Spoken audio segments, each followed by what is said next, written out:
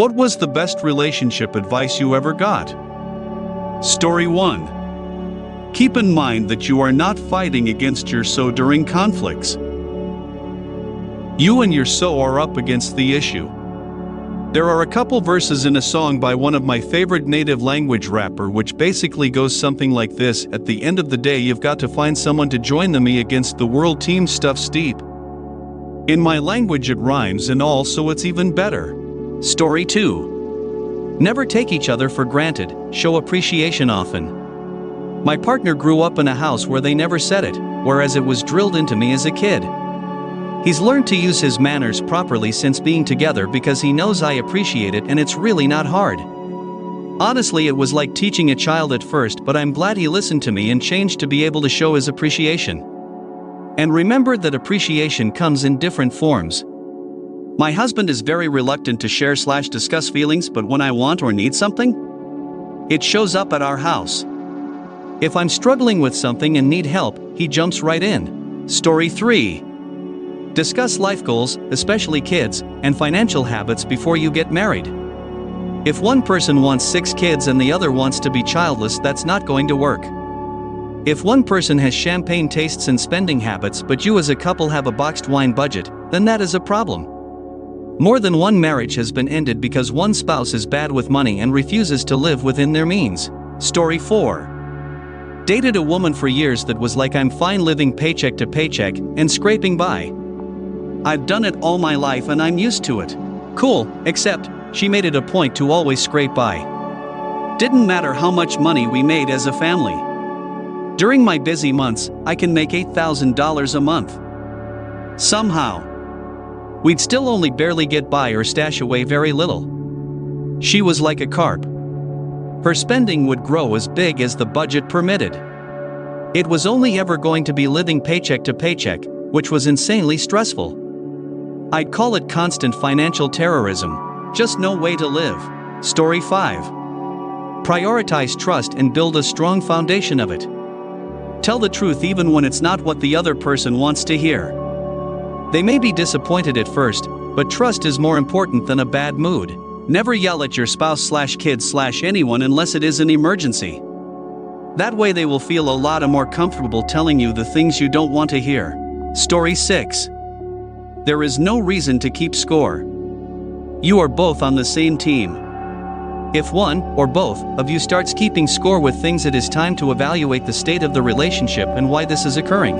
On a related note, all problems can be solved, but not all problems are worth solving. Similarly, you should always feel like you're doing more than half the work. Partially because this way you know you're not freeloading off of your partner's work, and partially because your partner probably does 100 things a week that you don't see and may not even notice. Simple stuff like wiping out the sink, dusting a surface, etc. Be a steward of your shared spaces so your partner doesn't have to do it all on their own. Story 7. While in a relationship, don't lose yourself as an individual. I am trying to make my soul understand this so hard. We have a close group of friends we hang out with pretty regularly. Neither of us really have separate friends or do things separately because of the same friend group, and it is suffocating. I need him to understand that yes, I love and want him in everything I do, but also please get out of my space and go do something for yourself. Absolutely nothing against him, but dear God, go hiking by yourself. Go out and have drinks with the boys. Go walk around the mall for a few hours and just window shop. I don't care, just do something that does not involve me. When one person is WFH, it's a massive adjustment to having someone always there. Story 8. Be each other's biggest supporter and cheerleader. I went through a job loss during the pandemic, and it was a soul-sucking experience. I remember standing in the garage with my husband, worrying that I'd never be able to get a job that would pay my portion of the bills and other expenses. He told me he was sure I would, but whatever happens, I got your back. That is a wonderful feeling, knowing that someone has got your back. I hope he feels it from me, too.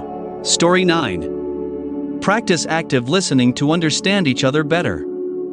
And realize sometimes listening is all that is needed. It's taken me a decade to get my spouse's habits and real personality down and how to respond to anything and everything, but there's a time to intervene and a time to sit back and let them vent. Use your whole mouth to say the words you mean. You can't be upset with someone for doing/not doing a thing you never articulated. Also, ladies, he's probably not thinking about what you think he's thinking about. Story 10. That relationships are so hard or marriage takes so much work is terrible advice. Relationships take effort and maintenance and mindfulness, but it shouldn't be work. It's a garden, not a salt mine. If literally everything is an uphill struggle all the time, you're not compatible. Move on. All relationships are so hard, y'all, teaches people is to stay in relationships that are bad for them. Get therapy and find healthy partners. And definitely don't have kids if your relationship is already OMG so hard. Story 11. A partner is the cherry on top of a cake. The cake is your responsibility. Translation: a good partner can make you happier in life but can never make you happy. It is your own responsibility to have a happy and fulfilling life. The inverse is a little different. A bad partner can ruin your happiness. But it is your own responsibility to not let a bad cherry ruin your cake, not let a bad partner ruin your happiness. Story 12. Communication is the key. Absolutely. It took me years to figure out that pushing stuff down and then letting it blow up is not a great communication style, and then learning to reframe things as my issues rather than my partner's fault has helped solve things even when I'm not entirely to blame. Not worrying about who's right and wrong brings solutions much more quickly. Story 13. Make time. You'll always have 1,000,001 things that need your attention, but if you're going to be with someone, start a family with them, make time for them. My dad, who is still very much in love with my mom, who isn't really feeling it anymore because she spent the last 35 years married to a workaholic farmer. Story 14. I don't know if it's considered relationship advice, but when I was around 14 and had my first serious relationship, I went to go see my girl in the evening. Before I went out the door, my dad stopped me and said, "Son, there's one thing that you should know, and after I tell you I'll shut up about it. If a girl says no, that means no." I felt really awkward at the moment cause it seemed obvious and I felt like my dad saw me as an idiot. 10 years later I still think about that moment and what my dad said, and I feel so proud of him for pointing out something that is really important. I feel like simple advice like that is not given often enough. Story 15. Instead of repeating what's already been said. My ex left me, and for a few weeks afterwards, my friends, mom, sister, etc. kept telling me, "Why did she leave you? She's gonna realize she made a mistake and come back." My dad, though, brought me aside and straight up told me, "She's not coming back. Let her go." So I did. I tried moving on with that mindset. Lo and behold, she never did come back. Fast forward a few weeks and I met my now loving wife. This was 10 years ago. Thanks, Dad. What's something you confessed to your partner that ended your relationship? Story 1. Not me, but someone I know was finally told that her husband was faking his English heritage, background/upbringing in England and fake accent. Dude kept it up for years, eventually admitted that it was all a lie and that he grew up on West Coast. I would think that was a lie, but there are people who have faked being a 9/11 survivor. Apparently this type of stuff happens more frequently than I'd imagine. Story 2. Used to have a thread about a guy in the USA who took the whole reinvent yourself when you go off to college thing a little too far. He showed up at orientation, and for some odd reason decided to fake an Australian accent and lie about being from Australia. He didn't know how to gracefully end the ruse, so he just didn't, and kept it up. Then he started dating a girl. They got serious. Then it came time to meet his family. Needless to say, they didn't stay together much longer after that. Story 3. I didn't want us to move in together with 6 other relatives. That's an important one right here. I feel like it is rare in the US, but I come from a poor-ass country, and when war broke out we had to live with my relatives. It was the worst month of my life, fighting for the right to use the toilet and the microwave. Then we moved to a normal country to live in our own flat. It also gets funky when you go to the kitchen and that one relative tells your wife that men should be on the front line, and it's all because of the Jews anyway. Upped, with my wife, that is. We are actually all chill with each other, but not when we fight for the toilet with my entire family while there is a collapse outside. Story 4. I believe it was "I love you." Also, because this has kind of blown up, I wanted to clarify something. She was absolutely right to leave. I was young and selfish and didn't have a firm grasp on boundaries. She was in an emotionally vulnerable place and was dealing with unresolved trauma from some past relationships and her own parents' divorce. I knew all of this. I knew she feared commitment. I knew she wasn't in a place to reciprocate. I said it anyway. It was a crap thing for me to do. I didn't recognize it at the time, but it was effectively an attempt to push her into being as invested in the relationship as I was. It was unfair. We're both happily married now, to other people, which I hope is obvious. I wish her nothing but the best in life. Story 5. Broke down crying during a more realistic war movie. She told me to suck it up. After she confronted me for drinking too much, I finally sought VA disability. Diagnosed with depression, PTSD, anxiety, among other things. Bills started pouring in and I told her we can't afford certain luxury things because I was the sole breadwinner. I said I felt like I was drowning and my head is slowly slipping under the surface. She told me to figure it out. So, I did. We divorced. And I'm much more happy and no longer on the train of be a man and tighten your bootstraps. I got help and know that it's okay to do so. Story 6. I told her my work schedule. A lot of people don't seem to be okay with a 4-on 4-off schedule because it's an 8-day week. 1 month I'm working weekends, the next month I'm off on the weekend.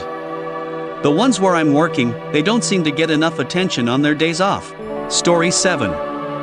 That I didn't like the person they became when they hung out with one specific friend. They became mean, petty, rude, and overly critical of everything while demanding I chauffeur them around. Ex didn't drive, and would get crap face roll on the ground drunk and say the ugliest things.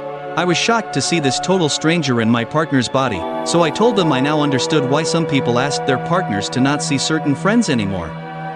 Apparently this made me abusive, claiming I was isolating them. They were cheating on me with that friend. Then ended up cheating on that person, burning through multiple roommates, including 2 different former friends and a vague acquaintance. All of them apologized for believing crap said about me like WTF, and owing 2 of them thousands of dollars in damages. I feel like I dodged a massive cannonball.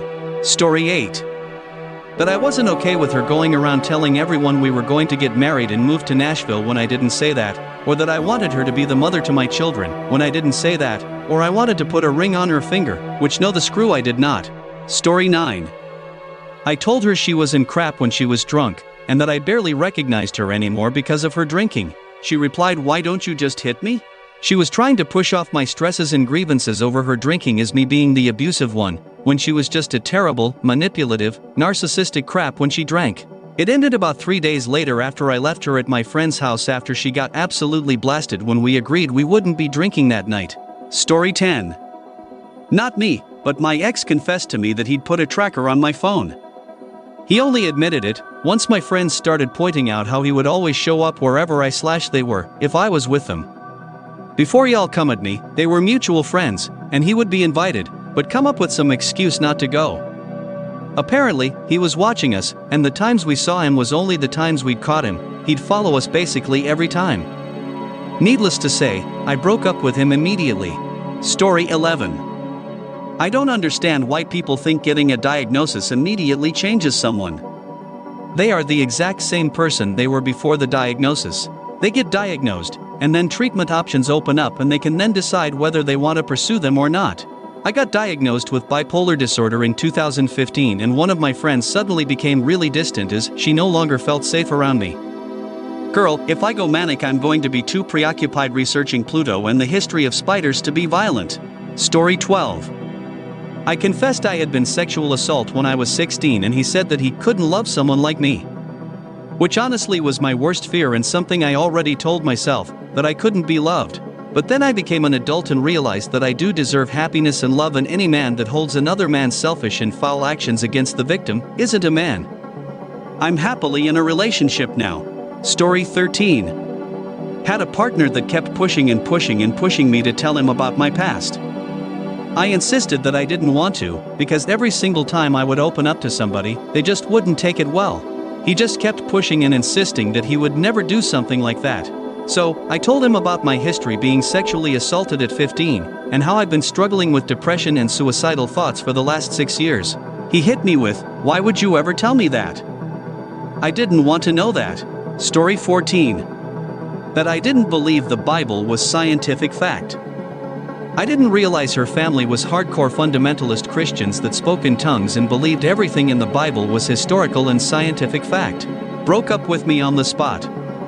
We'd only been dating a couple weeks and this was the first time religion had come up somehow. We stayed friendly, but never went out again. 2 years later she was dating a woman and was abandoned by her family. 3 years after that she was married to that woman and transitioning to becoming a man. He has been happily married to the woman for about 10 years now. Hasn't had any contact with his family since then. Story 15. That I realized I did not love her enough to be happy spending the rest of my life with her. We go together because the circumstances made so much sense, but I'm afraid I never truly loved her. I was only comfortable in feeling loved.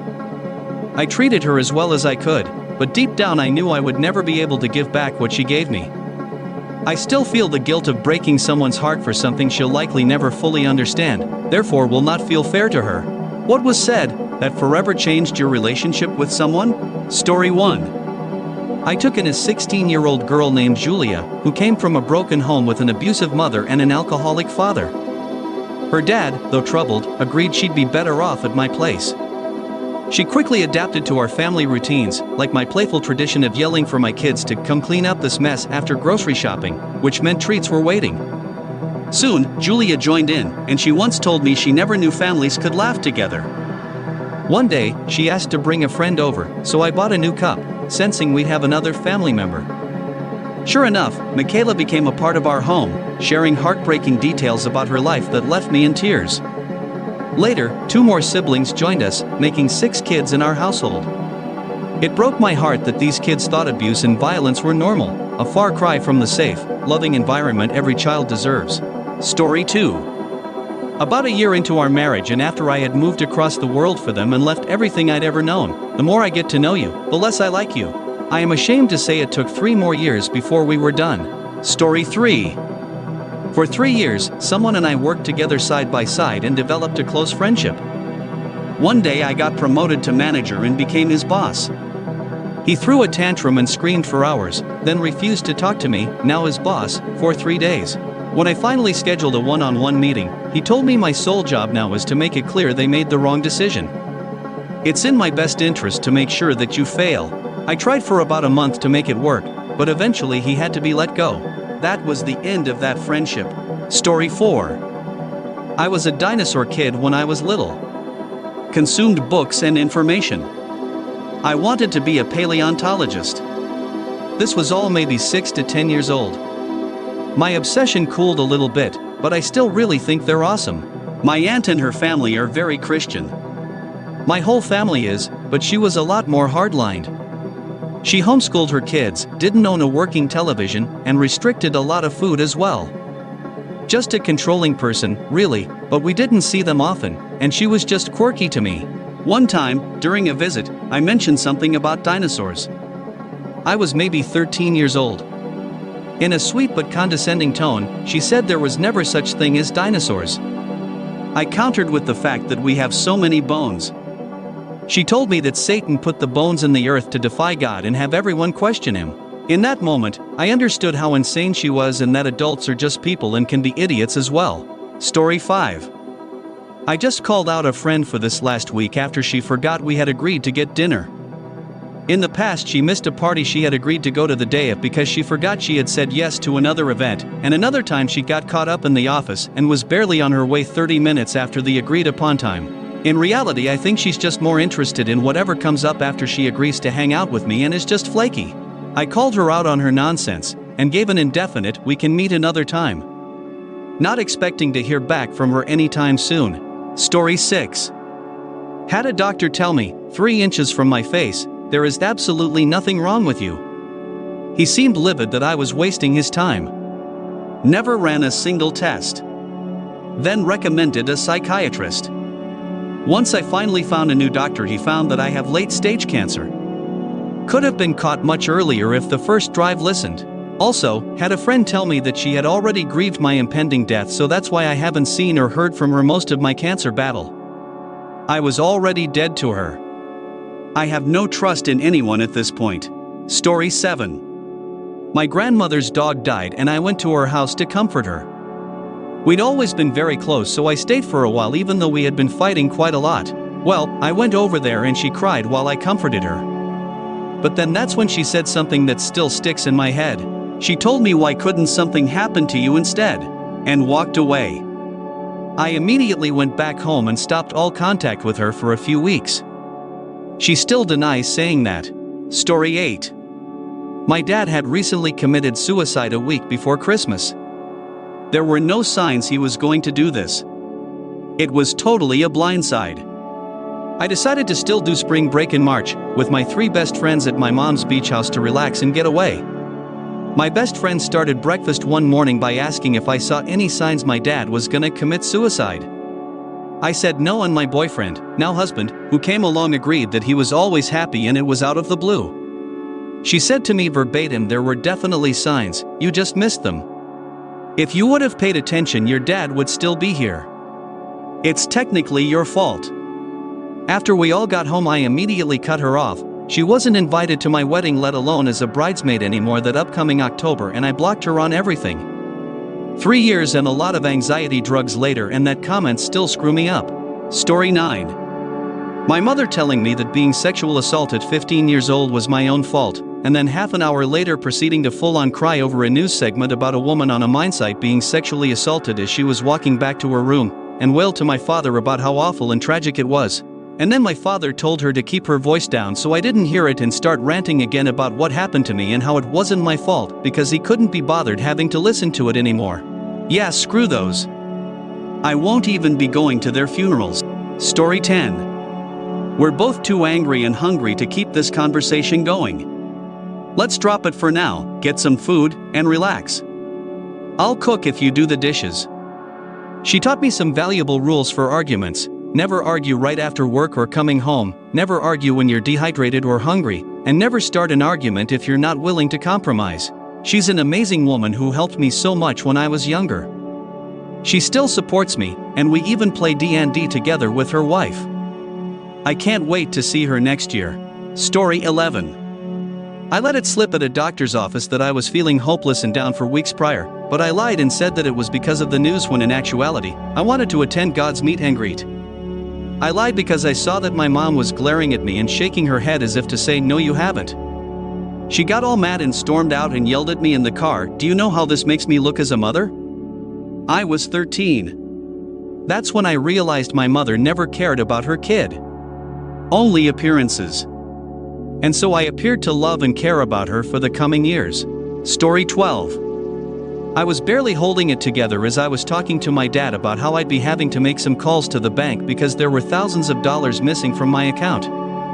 And he just casually says, "Yeah, that was me." He decided, without asking, to use my money to pay for household expenses, like changing the tires on the car. Thousands of dollars gone. Just thinking about now, it puts me in the mindset of a desperate man with nothing left to lose. The reason I didn't pursue legal action was because I'd be spending thousands more just to send him to prison. Instead, I moved out ASAP and haven't seen or spoken to him since. Story 13. My therapist said I've only been friends with you for so long because it's convenient. I don't have to try to make other friends or get out of my comfort zone. But other than that, we aren't really friends anymore. I think she might be right, said to me by my best friend of 20 years. He was like an older brother to me. We were so close that we would have crazy ESP moments of texting each other the same thing at the exact same time. We just knew each other that well. He was my platonic soulmate. It's been 4 years since he told me that. 4 years since we last spoke. I just can't seem to heal this one. Story 14. I asked my super rich aunt for help paying my rent once, and she called my sister to ask her what was going on since they were much closer than we were. My sister and I had been extremely close all of our lives. She told my aunt not to help since I was a drug addict and that's where all the money was going to go. I've never done drugs other than some pot. I got evicted and ended up having to quit my job and move across the country. We haven't spoken in almost 5 years. Story 15. My ex spent about 8 years always going on about being child-free and not wanting to ruin her life with kids. I was always on the same page because I know I don't want kids. One random day, she says, I'm thinking I'd like to have kids. I don't want to go through the hassle of raising them, so maybe we'll hire a nanny like my parents did, but I totally have baby fever and I'm not refilling my birth control anymore. That was the beginning of the end of our relationship. What did you do to reignite your relationship with your partner, but instead ruined it? Story 1. My ex moved out to give us space to figure things out. A few weeks later, our 11-year-old son commented that the house was so much more peaceful without mom around. A couple weeks later, ex was let out of her lease because of maintenance issues, and the thought of inviting her back home made my stomach instantly hurt. Now a divorced and healing single dad. Story 2. My stepdad said he and his ex-wife were always fighting until their young teenage son got between them and begged for them to either divorce or one to die, as they clearly couldn't live together and he hated it. They divorced soon after. Story 3. Had a girl try to get me with this one. She wanted to move out to Colorado because it's pretty, but that's where she had her baby and all her exes. I told her exactly that if I went with her I'd end up homeless, cheated on and stranded. She agreed to stay here with me and make a life, but not even 6 months later I called her at work and asked if she wanted to have date night. She told me she was already halfway across the country instead of at work, LMAO, and then a day later posted pics in the guy she told me not to worry about's crib. Story 4. This is what my partner did, but I am sure he wanted it to revive us. He proposed.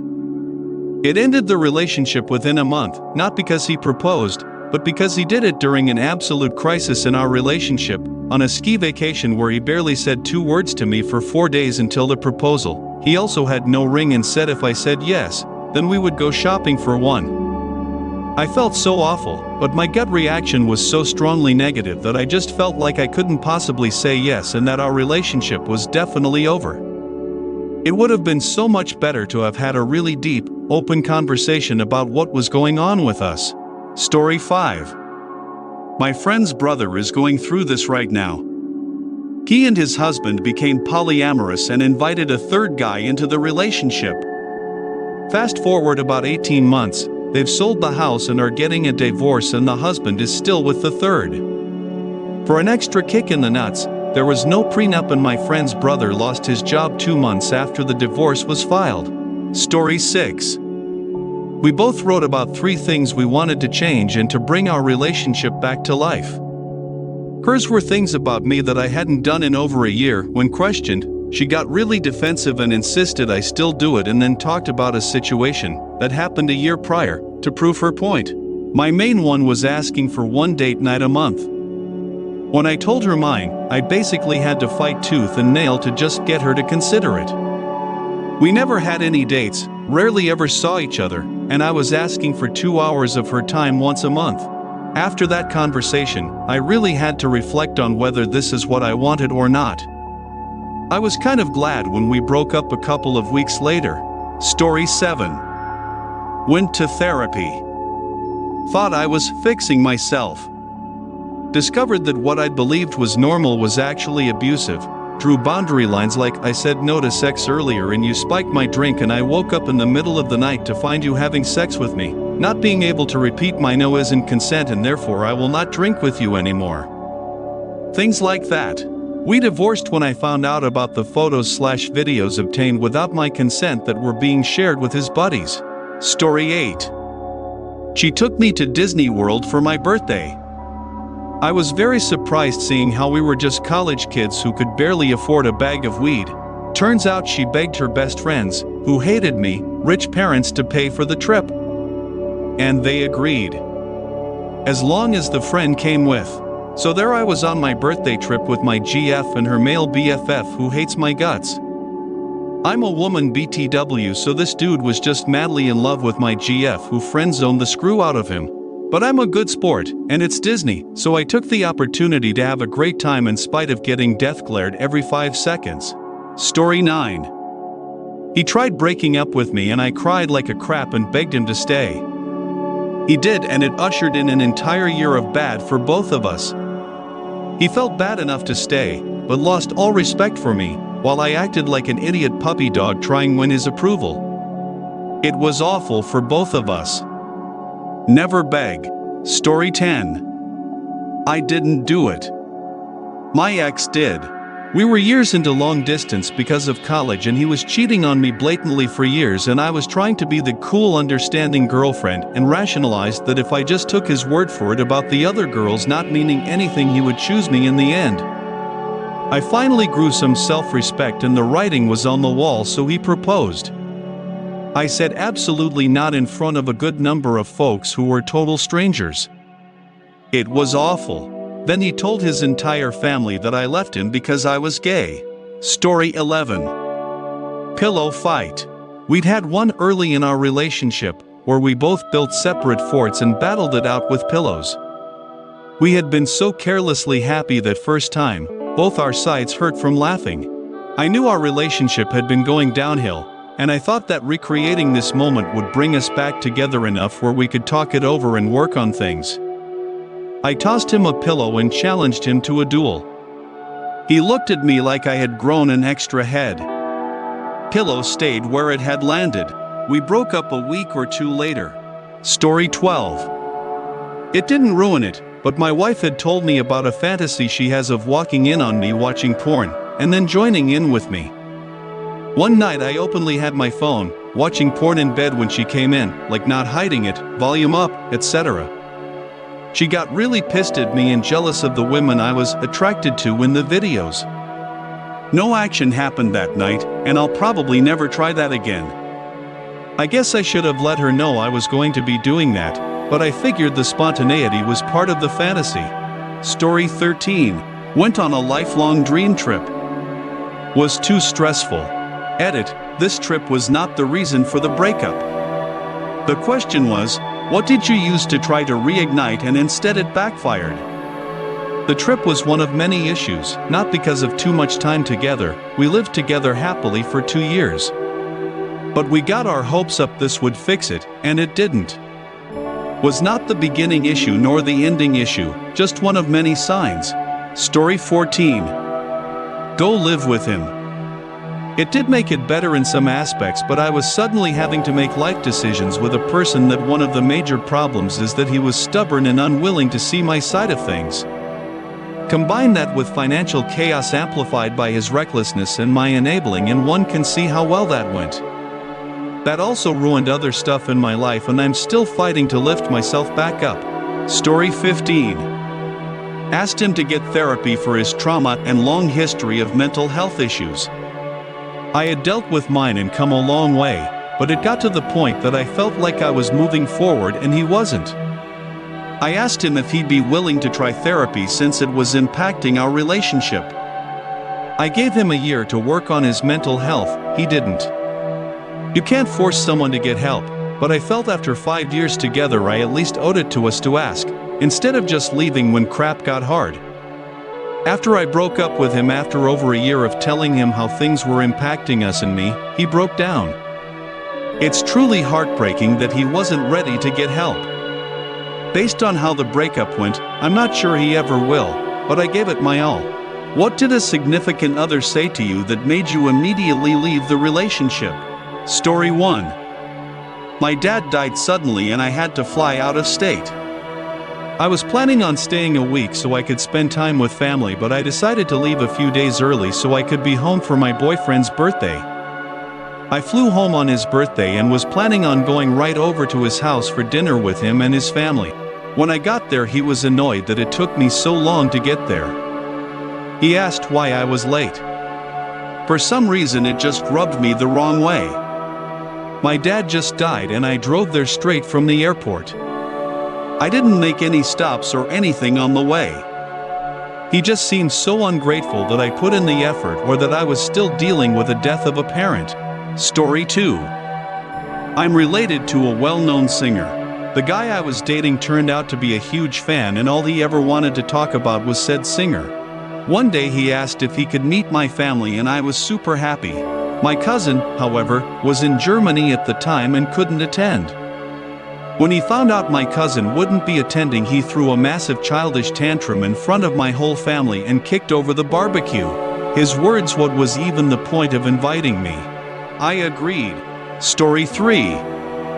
Reminds me of my ex. I did a lot for him, including paying the majority of our bills, and would frequently buy him little gifts just because, get him his favorite treats from the store, etc. Money got a little tight for me as I was transitioning between jobs, so I told him I'd have to cut back on the spending for a little bit. Just for a few weeks, Max was still paying the lion's share of the bills, just not doing the extra things. Welp, within the month he was spending all his time with a new girl that made him feel loved, because I never did anything for him. Dude was so spoiled that he couldn't handle not being spoiled for a month. After we'd been together over a decade. Madness. Story 4. My godfather, whom I was very close to, died. We were eating in the kitchen when I heard. I immediately left, in tears, to the airport to get to the funeral that was happening the very next morning in another continent. When I was back, 48 hours later, first words out of her mouth were, "You didn't do the dishes." Story 5. She was wild when she drank alcohol. Couldn't handle her ale.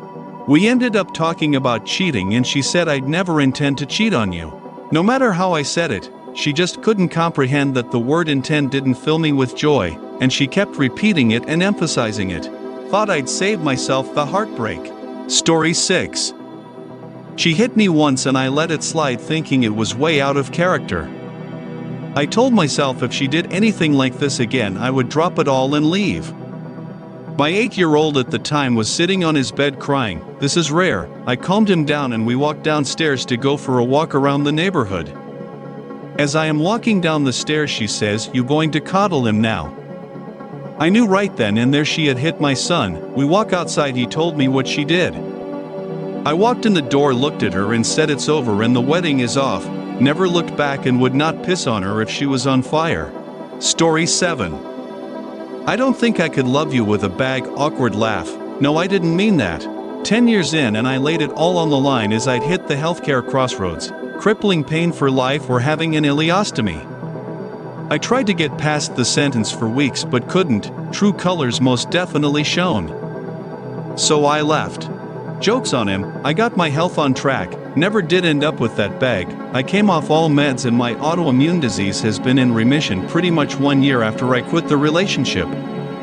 Living my best life. Story 8. My first relationship, he was 10 years older and we lived together. He told me it's completely normal to get as angry and frustrated as he did and it's just how men cope emotionally and that instead of berating him I needed to support him. When I googled how to support your boyfriend who punches holes in walls when he's mad and a domestic violence hotline was the first link I got a reality check. Story 9. Had an ex who was a bit of a good time girl.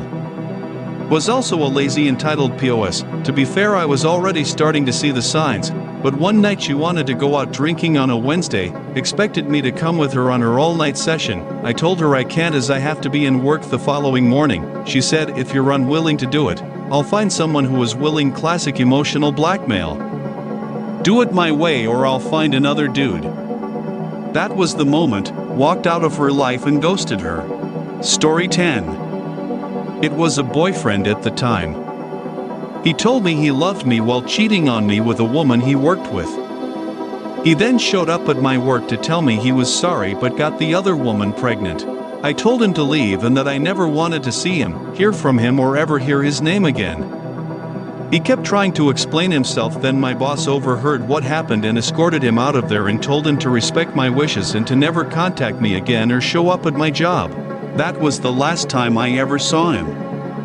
He did try calling me 20 years later, but he actually called my parents' house since that was the phone number he had. My mother told him I was married and had my own family. He still wanted to speak with me.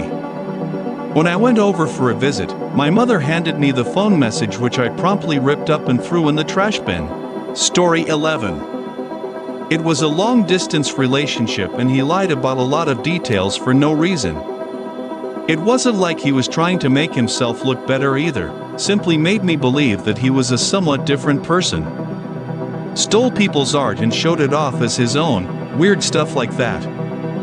Anyways, when I told him I can't put up with the pathological lying, he pretended to kill himself, messaging me as his sister, telling me that he was in the hospital, thankfully alive.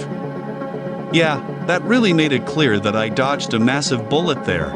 Story 12. Told me I don't dote on her or do crap for her. Yet I paid for her myself and her son every time we went out to do something, drove her mom around when she needed to get places, and was present during custody exchanges with her son's dad, who was a psycho. She blamed all of our arguments on me and my behavior, but never once admitted she might be wrong, regardless of me telling her how her actions made me feel at times. Finally had enough. Felt like an ATM to her. Story 13. Complained endlessly that I wasn't spontaneous enough and had to plan everything in advance.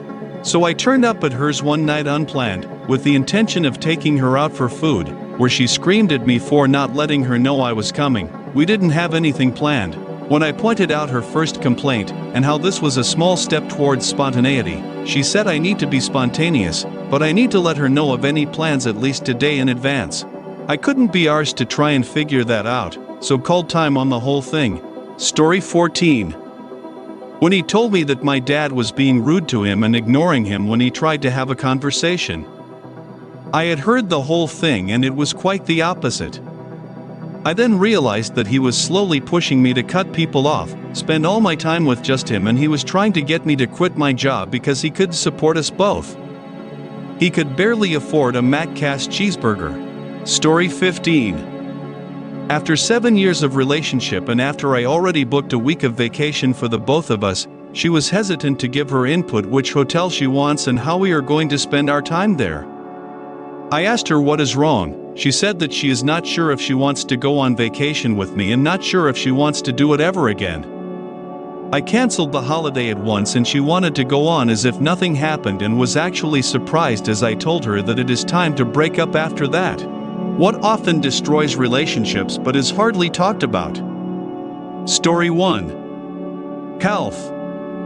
And it can destroy it in really unexpected ways. I had a partner who only felt secure in the relationship if he was doing caregiving and provider activities, but I was still independent. We had a house together, were planning on things being long-term, but after I had surgery to fix a problem that's plagued me our entire relationship, he started sabotaging my health to keep me from continuing to get better. Was it intentional? Probably not. I hope not. But it was horrible and confusing, and after I went through it, so many more people told me about their similar experiences. It's deeply messed up. The more common scenario is also just devastating. Caregiving is a wildly undervalued activity by our society, and you really don't know the full extent until you're in a caregiver role. It's overwhelming to be your partner's caregiver. Story 2. Caregiving nearly killed my relationship. It was so hard. Caregiving did kill my relationship. I watched and took care of them as they refused to take care of themselves, despite them being hospitalized regularly, until I just couldn't handle it anymore. Once they felt like a chore I hated doing rather than my partner, I knew it was time to end it. They went from being my forever person to my obligation over the last 3 years of our relationship. They ended up passing away, which was really no one's fault but their own, a year after we broke up. Their mother even reached out after their death to tell me she never blamed me for leaving, and told me she never would have even lasted as long as I did at my age. Nowadays, my new partner takes care of me more than I do her, and I live in anxiety that one day, I'll be her obligation instead of her forever person too. Story 3. I have mental and neurodevelopmental issues and have lived a tough life. All of this has shaped me into the person I am, which is a well-meaning, but still flawed individual, and I take full responsibility for that. I am always extremely upfront about myself in the beginning. Honesty is extremely important to me, and I don't hold back when it comes to my flaws and the things I am working on. So it can be extremely frustrating to meet someone and be super honest with them and have them be okay with me in the beginning, only to turn around later on down the line and be like, actually I never was okay with that thing you said about yourself in the beginning. I find when a person does this, they're also the same person to put on a well-crafted persona of virtue in the beginning only for their flaws to creep out later, which I can't frigging stand. because I feel like I wasted my time and got in too deep with someone who I would have turned down in the beginning had I known about a hidden issue that made us incompatible. Story 5. Growth and change. 5 years is one thing, 10 years in you're different people entirely. 15 years in, you either grow together or apart. Usually people in their 30s get to the point where they need to grow with their partner and the opposite happens. People grow apart from one another. It's inevitable. Suddenly what once was an amazing thing is now complete crap. Could be platonic, could be toxic, but it's shared by two people that are on uncommon ground wanting something to change. Yearning for something more compatible, that fits better. I learned this in therapy, at the point of, our relationship either grows or it dies. I chose growth, and I wanted to change. This is waiting for everyone. Story 6. Comprehension. It's easy, to some not all, to communicate the things you are feeling or things that need to be brought up, but I feel if your partner doesn't understand or try to, then it doesn't help with progression of said thing that was communicated. In my opinion, it's important to be understood. I want my partner to communicate with me obviously, but I want to be able to understand and be understood while doing so. Story 7. Losing who either of you are. Sometimes a partner will solely focus on or sacrifice for their partner, or kids, and lose their own personality and character in order to please or meet the needs of another person. Then they realize they aren't who they truly are and are being true to themselves. That's why it's so important for partners to have their own individual time apart from each other and activities to do for themselves. I believe that's also where a lot of midlife crises stem from. Story 8. I'd say the fear of missing out. I've seen and heard about so many people torpedo relationships that could have lasted a lifetime for self-discovery, getting jealous of a single friend's adventure, or wanting more experiences. All the while they were living what so many would kill to have. Spoiler warning, not one person I knew who did this didn't seriously regret it. They all did agree it absolutely was not worth it. Story 9. Not assuming positive intent. While people can be malicious, if you've surrounded yourself with good people, that won't be the case. The people closest to you don't want to hurt you. What can come across to you as patronizing, or controlling, or even cruel, can often be good intent executed badly. And often, even if it's really obvious to you, to them they might not even realize that they're being controlling or patronizing, and that those behaviors are hurting you.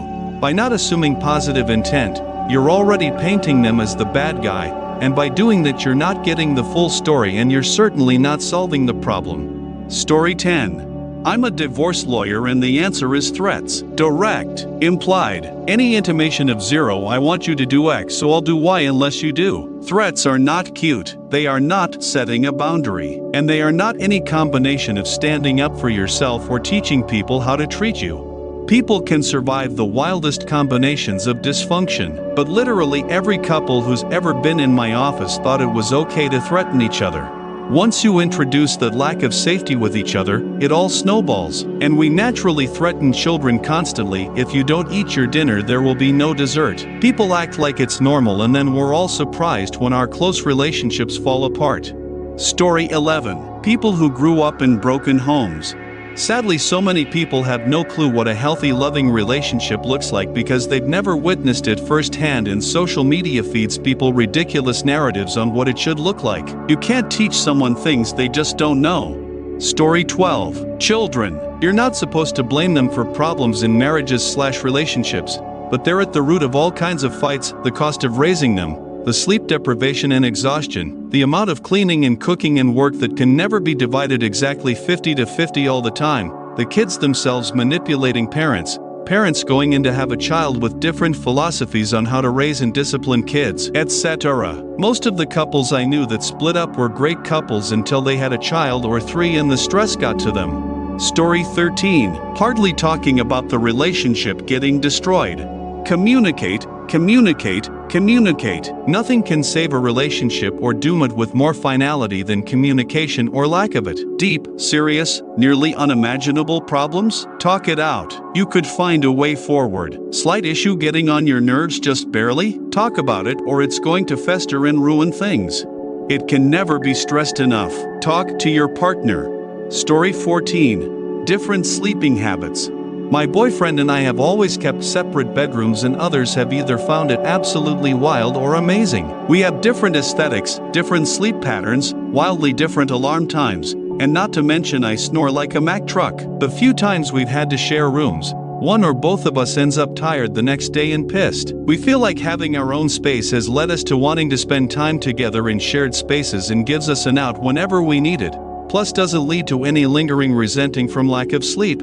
Story 15. The loss of attraction and excitement over each other's bodies. There's so much focus and discussion about communication and so on. Waking up and slowly realizing you don't feel the slightest physical attraction towards your partner and you are barely intimate with each other anymore. Even though she is someone you love deeply is horrible, sad, and it keeps hurting for years after, because you abandoned your best friend.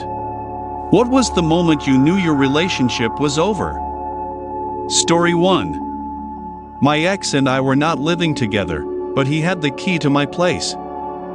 I told him that I was gonna go see my parents for the weekend, but then changed my mind last minute because I started feeling sick. I forgot to tell him and just went home after work and went to bed. I woke up around 10 p.m. to get a glass of water, and while I was in the kitchen I heard someone fumbling at the door with the lock. I freaked out because I lived on the 17th floor. So if it was a break-in, I was messed. All of a sudden he walks in, dragging a tipsy girl in behind him. I just stood there while he tried to make up some sort of excuse as to why he was there. The girl was pretty shocked too. Story 2. When after 7 years, a particularly cold conversation, and with tears in my eyes I said, "I just want you to love me," and she said, "Well, I don't, and don't you feel pathetic for having to ask?" Edit. Thank you so much for the kind replies, everyone. It means a lot, love. This was 5 years ago now and I am doing so much better. The best love is self-love. Story 3. She had picked on me for months, constantly criticizing everything. I couldn't do anything right. I tried. I kissed her ass and apologized for every single perceived wrongdoing. After months, one day I told her, calmly, "You're mean to me." She blew up. Veins came out and she did that weird growl/yelling thing and told me she'd cut my throat and burn down my house. I left with my kids to my parents' house. Came back the next day, she was gone. Haven't seen her since. And strangely, my anxiety is all but gone. Story 4. 3 weeks before we broke up, she described the kind of guy she would date if we broke up. She described her coworker and I honestly thought they had hooked up by this point. To my delight, he was a good noodle and never wanted to be more than work friends with her. When he found out she left me to be with him, he reached out and told me he was sorry for everything even though it wasn't his fault. I told him I'm not holding anything against him, but thanked him for being a good person. Story 5. I was at my best friend's wedding. When he saw his bride walking down the aisle, he had a grin so big it looked like it could have exploded right off of his face. He was so happy to be marrying this person. And when I thought about my, now ex, GF, I realized that I just didn't feel that way about her. I will say, when I married my wife, I was grinning like an idiot. Story 6. The day my mom passed away, the coroner hadn't even come for her body yet. With zero consideration on how I felt and what I was going through, my ex-fiancé thought it was a great idea and a good time to tell me he has been cheating on me for the last 6 years, and how sorry he was for it. He wasn't sorry he did it, but he's sorry because the other woman had lied to him about who she really was, and he wanted me to comfort him because he felt betrayed by her. When I promptly broke up with him, he asked, "Wait, is this really goodbye? How could you do this to me now?" Story 7. We had been long distance for a couple of months and I actually felt relieved to be hundreds of miles away from him. He never called me or texted, it was always me who reached out.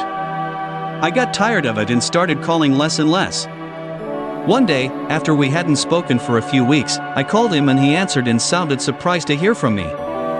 Conversation went, "Me, hey, it's me, oh, hi? Why are you calling me?" Me, no reason. Just to say hi, oh, okay, well I was actually just doing something. Can I call you another day? And, after years of awful screaming arguments and stupid games, that's when I knew the relationship was dead. Story 8. The moment he accidentally sent me a text that was supposedly meant for someone else, making plans to hook up at his house. My only response to that was okay, be safe. I added quotes because I suspected that he did this on purpose to try and get me to break up with him, expecting some sort of angry response from me. He didn't get that, although I did get an earful from him a couple weeks down the line about how he'd never found me attractive physically or romantically. To which I responded, okay, and never talked to him again. To this day, I will never understand why some people choose to play games rather than just be upfront. No matter, I'm now happily married to an amazing person. Story 9. Married for 21 years. The last 10 were devoid of any love, warmth, or caring. I, am 53, did not want to get divorced and figured this was just the way the rest of my life would be. We were taking our third shot at marriage counseling, and after a few months, my wife says she has to quit counseling because she wants to attend a meditation class at the same time. She had something better to do than work on our marriage. That's when it hit me that she didn't gaf at all about our marriage, and I decided that I did not want that to be the rest of my life. We're currently 2.5 years into divorce. It's painful and expensive. But personally, I've never been happier. I am leading my best life. So glad I decided to move on. Story 10. Hanging out with them feels often like a chore than something you're excited about. Walking on eggshells to avoid them getting mad. They don't match your efforts like they used to. Noticing they don't listen when you're talking. They don't feel like home anymore. They download Tinder and see people. They cheat on you. Story 11. I was engaged to my girlfriend of 5.5 years, 3.5 dating, 2 engaged. I noticed that out of nowhere she started acting very suspicious and more cautious of her phone around me and not wanting me to be around her when she was playing games with people on Discord, which I didn't really care about. I knew something was up when I would tell her I loved her and to have a good day when she would leave for work, and she would just kinda smile and nod. One day I was cleaning up around the house and noticed that she had left her computer open and saw some messages between her and a guy she plays games with talking about some things that I would rather not repeat. When I confronted her about it, I was gaslit and made out to be crazy. I knew then it was the beginning of the end. A year and a half later, I finally had enough evidence, and she admitted to cheating on me for a year and a half. 6 months before our wedding. I'm still not over it after a year and a half later, and I genuinely don't think I'll be able to trust the same again. Story 12. This was a long time ago, but I still remember it vividly. All of our friends were meeting up at a bar, but I had to work. I was able to get off and was at the bar with my friends. Her and her friends showed up, and there was an unmistakable look of disappointment in her face when she saw I was there. That hurt. Story 13. I hadn't slept in our bed for 18 months and asked, "Don't you even miss me in here?" No. Edit, I offered to sleep in the guest room due to my snoring, weight gain, stress of working several jobs, and general stress of life/marriage. We never slept in the same bed again. I now know after therapy I was immensely depressed and am much better at taking care of myself both physically and mentally. While the marriage didn't recover, we have 2 amazing kids and my headspace is much more free. Story 14. My last relationship was on the way out, and we spoke on the phone where she confessed that she didn't know what she wanted out of life. She added that she couldn't give me what I wanted and gave me her blessing to date other people. Throughout our relationship, her father had terminal cancer, and when he died a year into our relationship, she just sort of shut off. It also didn't help that our communication was inconsistent and I never really knew where I stood in the relationship. Still, it was insanely painful and I was broken up mentally for months before meeting my current girlfriend. Story 15.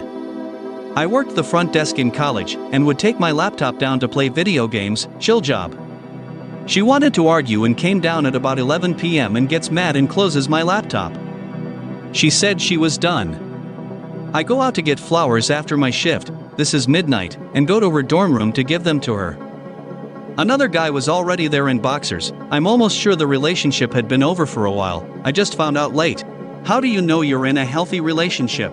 Story 1. When you aren't walking on eggshells around the other person. You aren't worried about their reaction, because their reaction to situations is rational. I told my ex I felt like I was walking on eggshells constantly. Her reactions to me giving her constructive criticism she would ask for always wind up with her getting mad or crying at me. And she would tell me how I always rag on her. Then I told her that I don't like telling her how I feel because of her reactions.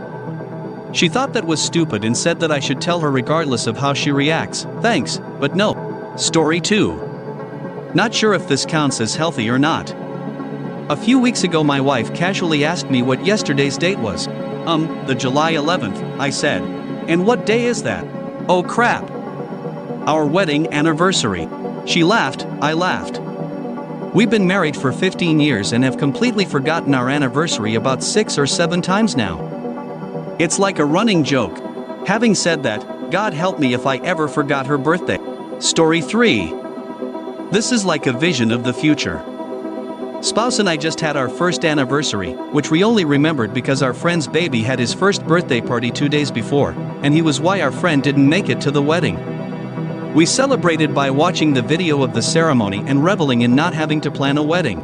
Story 4. My brother and sister-in-law told me this story once. I like it because there's nothing else special except this one little note. It was a weekday. They each work at demanding jobs, so they both come home pretty tired. My brother got home first and started doing things around the apartment that needed to be done. My sister-in-law comes home and brings him a Chipwich ice cream for no special reason.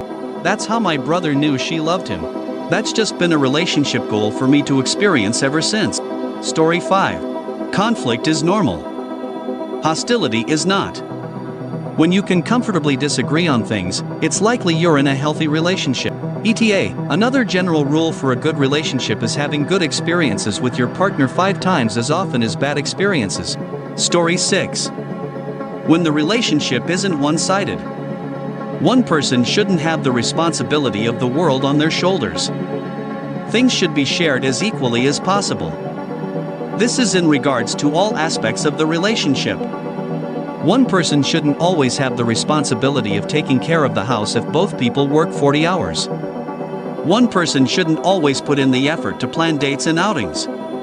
One person shouldn't always initiate sex and physical affection.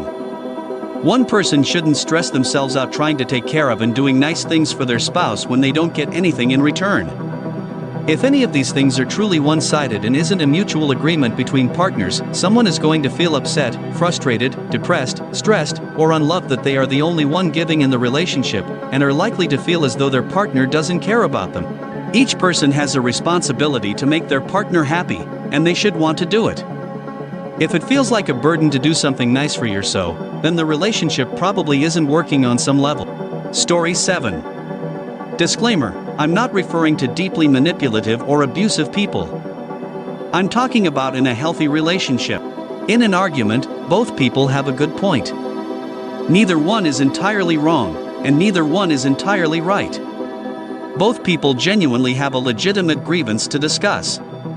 When you can sit down and talk about each person's issue with the relationship and discuss a path forward to fixing it, rather than getting mad and shutting down, you know you're on the right path.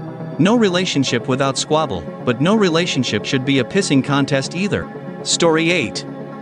2 criteria for me. You're both on the same team. When you fight, you're fighting for each other, not against each other. You have amazing sex. Some people say this isn't necessary, but it means the difference between actually being in a relationship versus just being pals. I have plenty of great friends, thanks. And I better have amazing sex because I won't be getting it from anyone else. If one person wants sex more than the other, you're going to have a bad time. Story 9. When you fight respectfully, constructively, and both of you can admit your mistakes. As with all relationships, disagreements are inevitable. You're able to bring up disagreements honestly, without fear of hostile retaliation. Even when things do blow up, make it a point to exclude yourself from the situation and give each other space, because emotion clouds rational thought. Your ability to solve problems with mutual respect. Also, when both of you can spend time away from each other, and you have your own groups of friends and other interests outside of your relationship. Not too clingy. Story 10. You feel comfortable around them. First relationship, I dated a girl that seemingly took issue with everything. It would be a miracle if we went a day without fighting. I constantly felt on edge and felt like I couldn't say what I wanted or be myself. Current relationship, I get to be myself and she loves me for it. It's pretty great being able to just let loose with all the stupid nonsense that bubbles up in your mind. Story 11. When it doesn't matter who did the dishes, took out the trash, or did the laundry. Meaning, when you're both pitching in equally to the extent that neither of you ever feels like you do everything around the house. Also, when you never have the urge to check their phone. If you're going through your SO's phone, it's time to really think about why you're in that relationship. Story 12.